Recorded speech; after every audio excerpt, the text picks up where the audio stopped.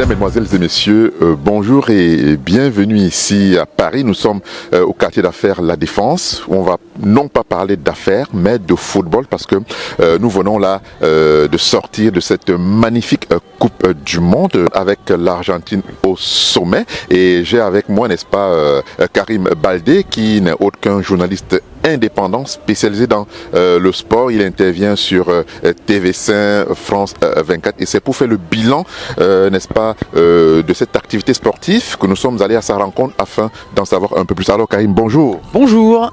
Alors Karim, dites-nous, on sort d'une Coupe du Monde assez dense qui s'est passée au Qatar. Quel est le bilan global qu'on peut effectuer, qu'on peut faire de cette grande messe du football?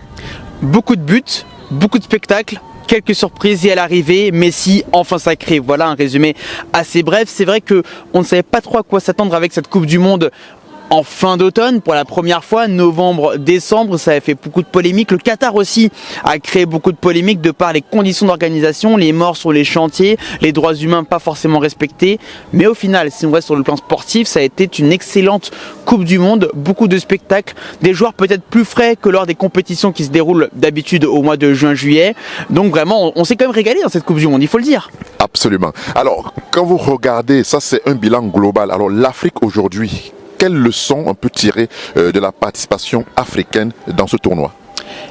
Il faut croire en son potentiel et surtout il faut mettre de la rigueur tactique pour aller loin, et ça le Maroc l'a prouvé dans cette compétition. Pourquoi le Maroc a été aussi loin? C'est parce qu'ils ont à la fois des joueurs de talent bien évidemment, comme Hakim Ziyech qui est revenu, comme Achraf Hakimi, comme le gardien Yassine Bounou, mais c'est surtout la rigueur tactique face aux plus grandes nations. Certains disent qu'ils ont un style de jeu parfois européanisé, mais quand même la tactique défensive, notamment le fait de rester sur ses bases tout au long de la compétition, de ne jamais dévier, ça c'est ce qui permet de passer un cap, et c'est ce qui a permis pour moi au Maroc d'aller en demi-finale. Walid Regragui, le sélectionneur marocain, l'a dit et répété tout au long des conférences de presse. C'est fini le temps où l'Afrique c'est sympathique, c'est joyeux, ça fait des danses, mais ça ne va pas au-delà des huitièmes de finale ou des quarts de finale. Ce temps-là est révolu et le Maroc avec Regragui a impulsé un mouvement qui, je l'espère, ne sera pas réversible, mais ce sera pour aller de l'avant au fur et à mesure des prochaines Coupes du Monde. Est-ce que l'effet marocain peut avoir un impact sur l'avenir? Oui, carrément, ça peut avoir un impact parce que justement, cette rigueur-là est à prendre en exemple. Et cette construction, et surtout, d'un point de vue de l'état d'esprit aussi, c'est un exemple. On a vu des guerriers, on a vu des joueurs unis derrière un sélectionneur, et on voit que lorsqu'il n'y a pas d'histoire extra-sportive, et au Cameroun, malheureusement, on a connu ça par le passé, eh bien, le cadre est idéal pour permettre une meilleure performance sportive. Les joueurs étaient concentrés sur le sportif, sur le terrain uniquement. Il n'y a pas eu de polémique, il n'y a pas eu d'extra, il n'y a pas eu de filles dans les hôtels, il n'y a pas eu ce genre de choses. Et ça aide quand même. Et là, quand vous parlez justement des problèmes, le cas du Cameroun, on a une défaite, un match nul et une victoire. Pour vous, quel bilan pour le Cameroun au sorti de cet événement? Mitigé, on peut voir le verre à moitié plein ou à moitié vide. Le verre à moitié plein, c'est cette victoire inattendue face au Brésil. C'est le fait qu'en quelques mois, Rigobert Song ait réussi à qualifier cette équipe déjà en Coupe du Monde et à montrer un visage plutôt bon, on va le dire. Le verre à moitié vide, c'est comme souvent avec le Cameroun, on est déçu parce qu'avec le potentiel qu'il y a chez les Lions Indomptables, et ben forcément on a toujours un sentiment d'inachevé. Rigobert Song n'a pas eu beaucoup de temps. On se demandait ce que ça allait donner au niveau tactique. Au niveau meneur d'homme, on se pose pas trop de soucis sur Rigobert Song. Il a cette aura, il a ce charisme. Mais c'est au niveau tactique. Je parlais des Marocains. Au niveau tactique, il n'a pas eu le temps d'implanter ce qu'il voulait faire. Mais est-ce qu'il a vraiment un plan tactique? Moi, c'est la question que je me pose, même après la Coupe du Monde. On a vu beaucoup de changements. Pourquoi Aboubacar n'était pas là dès le début? Des choix d'hommes aussi qui sont discutables. Et puis, des retours de personnes comme Nicolas Nkoulou en défense, qui certes ont été de très bons joueurs. Mais est-ce qu'ils sont encore au niveau pour jouer une Coupe du Monde? Je suis pas si sûr, honnêtement. Donc voilà, c'est des choix discutables. Et même s'il y a un cadre plus serein avec Samuel Eto'o à la tête de la fédération, il y a encore beaucoup de travail avec cette sélection pour espérer franchir le premier tour. Le Cameroun a gagné un match en Coupe du Monde, ça n'était plus arrivé depuis 2002. Et le Cameroun, qui ne passe plus les phases de poule, ça n'est plus arrivé depuis l'époque Roger Mila, depuis 90. Ça fait beaucoup trop longtemps pour le Cameroun qui est l'une des nations majeures et qui doit montrer l'exemple selon moi à l'échelle africaine et ça doit montrer l'exemple à l'échelle mondiale. Alors, on a ce cas d'Onana qui décide de quitter la sélection. Voilà, pour vous, quel regard faites-vous de l'attitude de ce joueur? Sur l'attitude d'André Onana, ça pose question. Ça pose question déjà parce que André Onana, moi je me souviens de lui à l'issue du match pour la 3e place remporté par le Cameroun face au Burkina Faso à la CAN. Il nous avait dit maintenant prochain objectif qualification et Coupe du Monde. On le sentait déterminé, pleinement impliqué, engagé dans cette équipe du Cameroun. Et là malheureusement au mondial, il y a eu des dissensions avec le sélectionneur Rigobert Song, mais ce que je trouve dommage quand même, c'est qu'il n'y ait pas eu d'entente. À un moment donné, le patron, c'est le sélectionneur. Quoi qu'on en dise. Et même s'ils ont eu des divergences tactiques, et il semble d'après les informations qu'on a pu avoir que c'était le cas, normalement le joueur, même s'il n'est pas d'accord, il doit respecter la décision du coach. Et là, ce qui s'est passé, encore ce feuilleton où il va à l'aéroport, est-ce qu'il est là, est-ce qu'il est à Doha, est-ce qu'il est à Milan, est-ce qu'il est à Paris, est-ce qu'il est à Yaoundé, tout ça, ça met des complications et qui desservent l'équipe au final. Alors chacun aura sa version des faits, chacun tirera ses conclusions, mais le problème c'est que ce genre d'histoires ne doivent pas arriver, encore moins dans une compétition comme la Coupe du Monde de football. Il faut avoir un cadre serein, on ne peut pas avoir ce genre d'affaires, surtout avec un des cadres de cette équipe comme André Onana qui est le gardien numéro 1, l'un des joueurs majeurs, le gardien de l'Inter Milan. Alors, est-ce qu'au final, l'Afrique se tire quand même d'affaire dans cette compétition? Oui, quand même, parce que le Maroc est allé en demi-finale, parce que le Sénégal a réussi à passer le premier tour également. Les hommes d'Aliou Cissé, champions d'Afrique, qui ont réussi à aller jusqu'en 8e de finale. Certes, ça s'est mal fini face à l'Angleterre parce qu'il y avait trop d'absents, Sadio Mané évidemment, mais que dire aussi de l'absence de Cheikhou Kouyaté par exemple, d'Idrissa Gana Gueye qui aurait pu apporter à cette équipe. Mais quand même, le Sénégal s'en tire honorablement parce que malgré ces absences, ils ont su pallier ça par un état d'esprit aussi irréprochable dans la foulée de leur titre africain. Le premier palier. Exactement, parce que après le premier match face aux Pays-Bas, la défaite, on se posait des questions.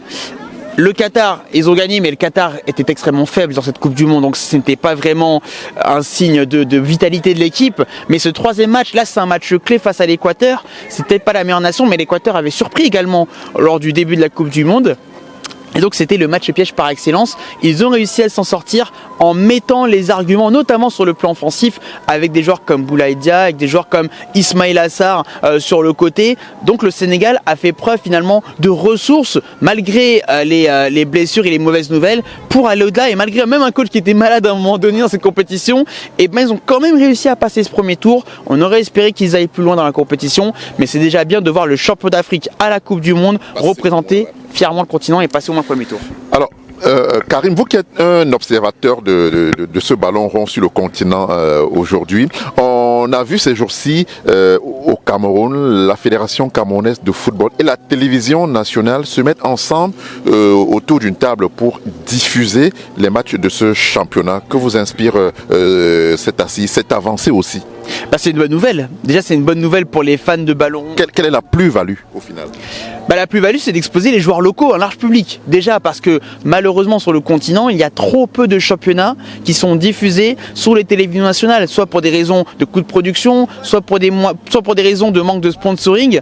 Mais là, Samuel Eto'o, pour le coup, on peut le critiquer, mais il a fait un effort en termes de sponsoring pour amener notamment l'opérateur téléphonique MTN comme sponsor du championnat national, et puis pour avoir des partenariats avec les chaînes de télévision, notamment bien évidemment la CRTV. Donc oui, c'est une très bonne nouvelle, et la plus-value, c'est d'exposer les joueurs locaux, et c'est aussi d'exposer les clubs. Ça peut aider les clubs à avoir une manne financière pour ensuite briller dans les compétitions interclubs de la CAF, donc au niveau continental.